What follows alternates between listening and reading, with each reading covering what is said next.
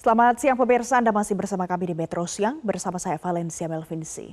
Pekan ini persidangan kasus pembunuhan Brigadir Yosua akan memasuki babak akhir. Dan selengkapnya kita akan bahas bersama rekan Livia Ramadanti. Silakan Livia. Ya, Valen dan juga pemirsa, memang hanya tinggal menghitung minggu saja untuk sidang kasus pembunuhan berencana Brigadir Yosua ini akan segera berakhir. Vonis terhadap 5 terdakwa pembunuhan berencana ini tentunya akan ditunggu banyak pihak. Pekan ini Pengadilan Negeri Jakarta Selatan akan menggelar sidang dengan agenda pledoi atau pembelaan dari terdakwa. Kita lihat bagaimana dengan jadwal persidangan dari pekan ini. Untuk 5 terdakwa di sini pada Selasa 24 Januari 2022 atau tepatnya pada esok hari akan ada sidang 3 terdakwa sekaligus, yaitu adalah Ferdi Sambo, kemudian Kuat Ma'ruf dan juga Ricky Rizal. Agendanya sama, yaitu mendengarkan pembelaan dari terdakwa. Akan dibacakan langsung oleh para terdakwa ini dan juga dibantu oleh penasihat hukum masing-masing. Kemudian di hari Rabunya pada tanggal 25 Januari 2022 akan ada sidang lanjutan juga untuk Putri Chandrawati dan juga Richard Eliezer dengan agenda yang sama, yaitu pembacaan pledoi. Nah, kita simak juga di sini bahwa agenda dari pemeriksaan atau tepatnya perjalanan dari kasus pembunuhan Brigadir Yosua ini sudah memasuki jalan yang cukup panjang.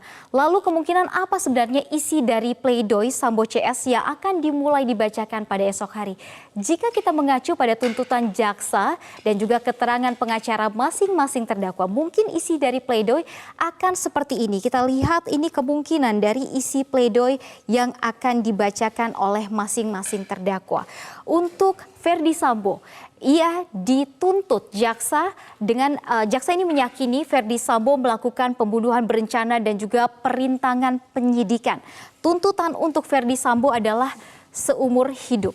Lalu untuk pledoi yang akan dibacakan oleh Ferdi Sambo diperkirakan atau setidaknya ini yang dikatakan oleh penasihat hukum dari Ferdi Sambo adalah ihwal menepis konstruksi berencana. Jadi Ferdi Sambo akan berusaha untuk menepis dari konstruksi berencana yang dimaksudkan adalah pembunuhan berencana terhadap Brigadir Yosua. Lalu bagaimana dengan yang lain? Kita lihat di sini jika kita melihat Kuat Ma'ruf ini akan kemudian menekankan bahwa ia adalah tidak mengetahui rencana pembunuhan karena jaksa meyakini sebenarnya bahwa Kuat bersama-sama dengan Ferdi Sambo dan juga kawan-kawan melakukan pembunuhan berencana dan juga sudah dilakukan perencanaannya sejak berada di Kota Bakelak. Namun kita lihat di sini bahwa menurut pengacara dari Kuat Ma'ruf, ia akan mencoba untuk menjelaskan bahwa Kuat Ma'ruf tidak sama sekali mengetahui rencana pembunuhan Yosua karena Kuat Ma'ruf sendiri ini dituntut oleh jaksa penuntut umum dengan pidana penjara yaitu 8 tahun. Nah, sama halnya dengan Kuat Ma'ruf ada Ricky Rizal yang juga dituntut 8 tahun karena ia diyakini jaksa Ricky bersama-sama dengan Ferdi Sambo dan kawan-kawan melakukan pembunuhan berencana. Ini sama dengan Kuat Ma'ruf dan apa yang akan menjadi poin pembelaan dari Ricky Rizal ini diperkirakan adalah soal perintah membackup Ferdi Sambo. Karena seperti diketahui jika kita melihat dari fakta-fakta persidangan yang ada bahwa Ricky Rizal ini menampik ia melakukan backup terhadap Ferdi Sambo saat ia kemudian dikatakan diminta untuk melakukan eksekusi terhadap Brigadir Yosua, ia berani menolak. Namun saat ada perintah berikutnya yaitu adalah membackup Ferdi Sambo jika nanti saat pelaksanaan eksekusi terhadap Brigadir Yosua ini tidak berjalan mulus, maka Ricky Rizal ini ditugaskan untuk membackup Ferdi Sambo dan ini yang kemudian dikatakan oleh jaksa penuntut umum sebagai hal yang memberatkan bagi Ricky Rizal. Bagaimana dengan 2 terdakwa lainnya? Apa isi pledoinya kira-kira? Isi pledoinya kira-kira untuk Putri Chandrawati. Ini jaksa meyakini Putri melakukan pembunuhan berencana ini bersama-sama dengan Ferdi Sambo CS dan ia juga dituntut oleh jaksa penuntut umum selama 8 tahun kurungan penjara dan pengacara dari Putri Chandrawati ini mengatakan bahwa setidaknya sudah ditemukan 15 tuduhan berdasarkan asumsi dari jaksa penuntut umum. Ini yang akan menjadi pledoi dari Putri Chandrawati. Ia akan menekankan bahwa terdapat asumsi dari jaksa penuntut umum saat menyusun tuntutan bagi Putri Chandrawati. Bagaimana lalu dengan Richard Eliezer yang dihukum selama 12 tahun penjara? Ini tuntutannya, maksud kami tuntutannya 12 tahun penjara karena jaksa meyakini Eliezer dengan sadar dan tanpa ragu merampas nyawa Yosua dengan menembaknya. Nah, yang akan digarisbawahi oleh pengacara dari Richard Eliezer adalah status justice collaborator dari Eliezer yang harusnya diperhatikan oleh jaksa penuntut umum. Namun kemarin jika melihat dari tuntutannya, ini sama sekali tidak memperhatikan status JC yang dimiliki oleh Richard Eliezer. Itulah yang akan ditekankan oleh tim pengacara dan juga oleh Richard Eliezer sendiri. Nah, kuasa hukum masing-masing terdakwa mengaku kecewa dengan tuntutan bagi kliennya karena dianggap tuntutan bagi terdakwa yang mereka bela tidak sesuai. Kita simak berikut ini kutipan pernyataan mereka. Di antaranya adalah pengacara dari Verdi Sambo di sini yang mengatakan Rasa Mala Aritonang, nanti kita ungkap lebih lengkap di dalam pembelaan kita yang fakta-fakta apa yang terkait bukti-bukti dan juga yang relevan untuk mengcounter apa yang disampaikan jaksa penuntut umum khususnya dalam tuntutan pekan lalu. Lalu kita lihat juga di sini ada pengacara dari Putri Chandrawati yang mengatakan di nota pembelaan kami sudah mengidentifikasi setidaknya ada 15 tuduhan kepada Putri Chandrawati yang sebenarnya berdasarkan asumsi atau bahkan karangan yang sebenarnya tidak ada faktanya di persidangan. Nah, ini yang nanti akan ditekankan oleh tim pengacara dari Putri Chandrawati. Lalu bagaimana dengan pengacara dari Kuat Ma'ruf?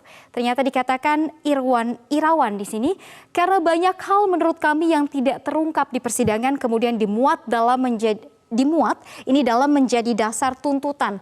Dia yang dimaksud adalah Kuat Ma'ruf di sini tidak tahu peristiwa Duren 3 sama sekali.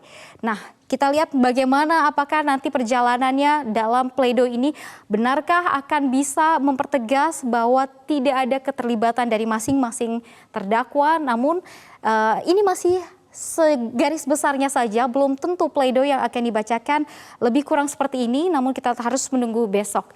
Nah, dalam tuntutan jaksa terhadap beberapa terdakwa cukup menarik memang. Bahkan ada yang terbilang baru dimunculkan di muka sidang. Apa saja itu? Pertama, ini soal dugaan perselingkuhan antara Brigadir Yosua dan Putri Chandrawati, istri Verdi Sambo. Hal ini kemudian diungkap dalam pembacaan tuntutan terhadap Kuat Ma'ruf. Selain itu juga ada poin-poin menarik lainnya yang kemudian hadir dalam tuntutan masing-masing 5 terdakwa ini. Yang pertama dugaan perselingkuhan, tadi sudah kami bacakan bahwa ini terkait dengan tuntutan terhadap Kuat Ma'ruf. Kemudian ada dugaan mengabaikan status justice collaborator dari Richard Eliezer, ini dikatakan oleh LPSK, kemudian dikatakan oleh pengacara dari Richard Eliezer sendiri. Dan yang terakhir, yang ketiga adalah dugaan Ricky Rizal mengetahui rencana pembunuhan Yosua sejak di Magelang. Ini dibantah langsung oleh pengacara dari Ricky Rizal. Nah, jika soal dugaan perselingkuhan antara Putri Chandrawati dan juga Brigadir Yosua, ini pengacara keluarga Brigadir Yosua Kamarudin Simanjuntak juga menyebutnya sebagai kekaburan, bahkan menyebar hoaks. Nah, kita lihat pernyataan dari kuasa hukum keluarga Brigadir Yosua di sini adalah Kamarudin Simanjuntak. Ia mengatakan persidangan ini menghasilkan kekaburan karena dari awal tidak ada fakta soal perselingkuhan. Perselingkuhan memang baru muncul pada saat tuntutan dibacakan untuk Kuat Ma'ruf, tapi jaksa sengaja mengumpan lambung atau menyebar hoaks soal perselingkuhan melalui surat tuntutan karena tidak ada fakta-fakta yang menyatakan itu. Itulah yang dikatakan oleh pihak dari keluarga Brigadir Yosua tentang perselingkuhan yang muncul dalam surat tuntutan. Nah, tahapan sidang terhadap Sambo CS ini memang telah memasuki babak akhir sebelum vonis ditetapkan hakim. Kita lihat seberapa jauh lagi perjalanan dari sidang Verdi Sambo CS ini. Tuntutan sudah dibacakan pada pekan lalu. Nah, saat ini pada pekan ini atau tepatnya kita akan memasuki pledoi, yaitu pembelaan terdakwa yang akan mulai dibacakan pada esok hari, pada 2 hari pekan ini akan dibacakan pledoi pembelaan terdakwa. Lalu kemudian ada yang namanya replik, yaitu jawaban jaksa atas pledoi yang dibacakan oleh masing-masing terdakwa. Lalu setelahnya adalah duplik, ini juga akan dibacakan.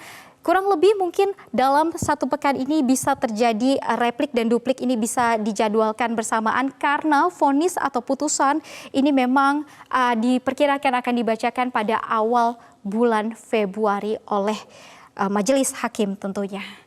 Nah, lalu apakah vonis hakim akan sama dengan tuntutan jaksa terhadap 5 terdakwa atau mungkin lebih ringan atau justru diperberat? Hasilnya tak akan lama lagi akan kita ketahui. Untuk sementara saya kembalikan ke Valen. Terima kasih Livia Ramadanti untuk paparan Anda.